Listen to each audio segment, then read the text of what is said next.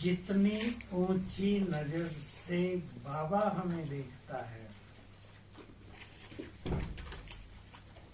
बहुत ऊंची नजर है ना।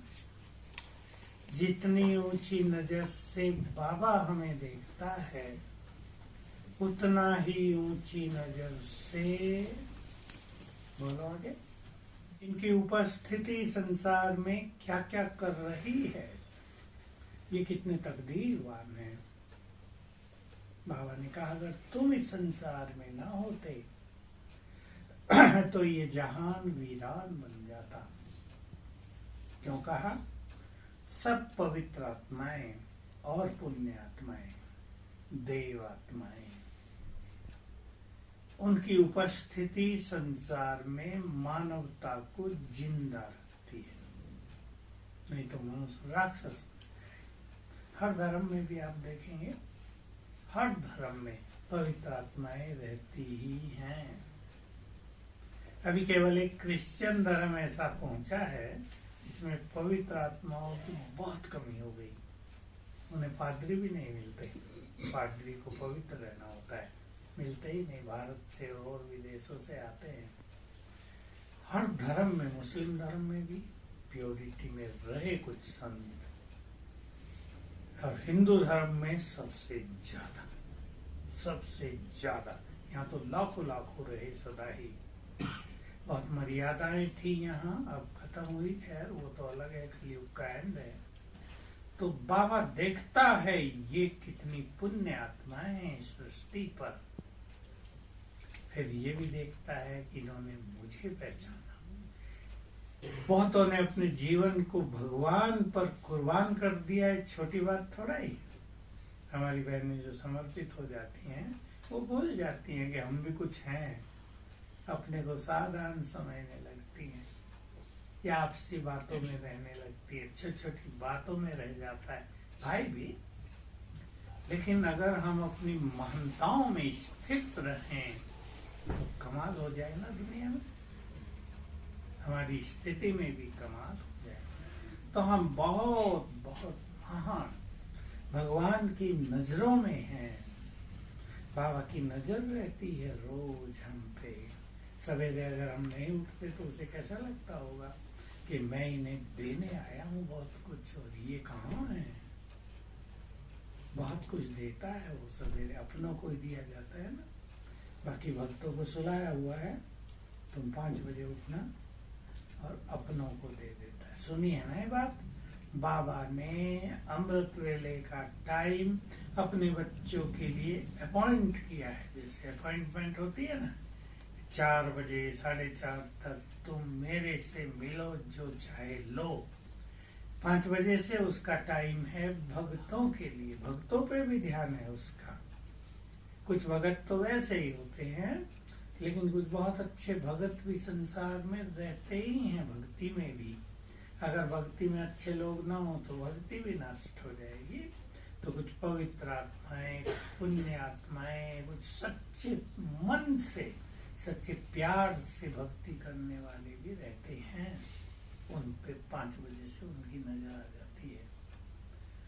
तो हम सभी याद करेंगे, जितने महान, जितनी पुण्य आत्माएं, जितनी पवित्र आत्माएं, जितनी शक्तिशाली आत्माएं हम हैं, उतना ही अपने को मान लें।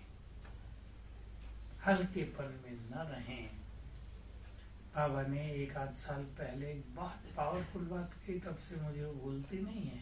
सुनी तो पहले भी होगी, पर इस बार बहुत पक्की हो गई। तुम धरती के चेतन सितारे हो। ये तो कॉमन बात है, कहते हैं बाबा। तुम नक्षत्रों से भी अधिक महाबलवान हो। ये सब थे बाबा के, महाबलवान। तुम नक्षत्रों से भी अधिक महाबलवान हो। फिर मुझे वही याद आ कि हम अपने को कम समझते हैं। बाबा जो हमें जानता है वो बताता है तुम क्या हो, पहचानो अपनी शक्तियों को। तो आज सारा दिन इस पे चिंतन करना, और मैं कौन हूं, याद होगा बाबा ने कहा ज्ञान की शुरुआत भी इससे ही हुई, मैं आत्मा हूँ। बाबा ने सालों साल बहने भाइयों से यही तो अभ्यास कराया, योग का नहीं था और ज्यादा, मैं आत्मा हूँ। दूसरा अभ्यास था मैं विष्णु स्वरूप हूँ। दो ही अभ्यास थे। अब बाबा ने बहुत बड़ा ज्ञान दे दिया, मैं संपूर्ण ज्ञान, तो मैं कौन हूँ, और ज्ञान की एंड भी इससे ही होगी, मैं कौन सी आत्मा हूँ। शुरू भी यही हुआ, मैं कौन हूँ, आत्मा हूँ, और एंड होगी मैं कौन सी आत्मा हूँ। आत्मा हूँ केवल नहीं, कौन सी। तो बहुत बड़े बड़े कार्य ये सबको करने हैं। एक चिंतन ये, और दूसरा चिंतन दे रहा हूँ, विनाश काल में मुझे ये पाठ बजाना है। फिक्स करना बुद्धि में, विनाश काल में मुझे ये पाठ बजाना है। रोने वाली तो सारी दुनिया होगी, भयभीत तो संसार हो जाएगा, भय बढ़ता जा रहा दुनिया में, परेशानियां तो बहुत होंगी। आप समझ सकते हैं, अभी हुआ ना, कहा कितना बड़ा हो गया।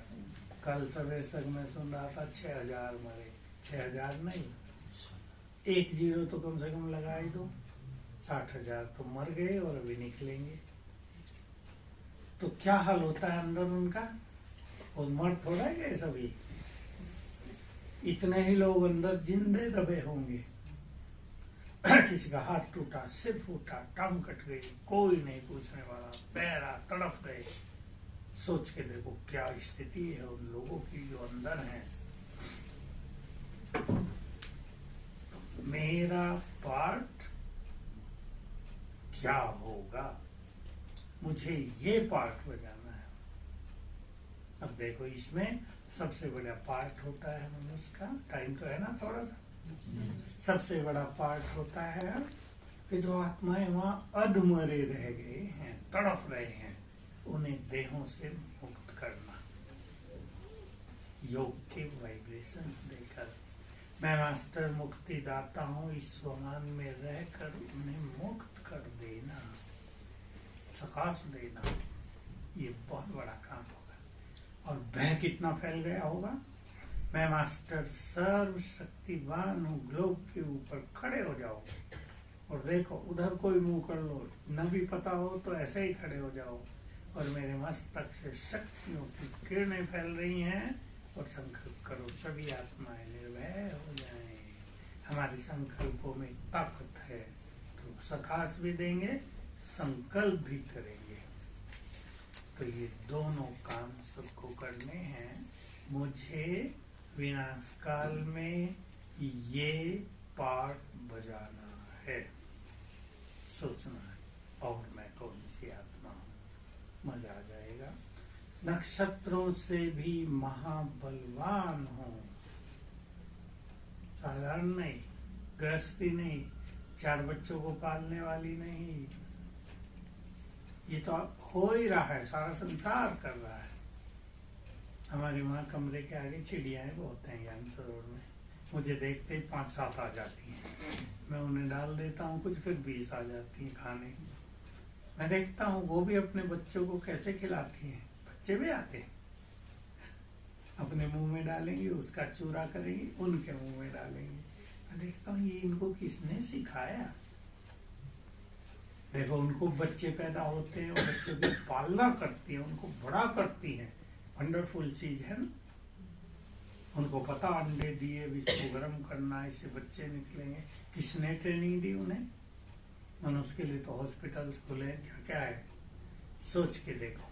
प्रकृति के कैसे सुंदर नियम हैं, और ये सब कार्य होता है मनुष्य के वाइब्रेशन से। जो मनुष्य के वाइब्रेशंस वही इन सब में भी आ जाते हैं। तो बच्चों की पालना करना ये तो सभी कर रहे हैं, जीव जंतु भी। हमें क्या करना है आज विचार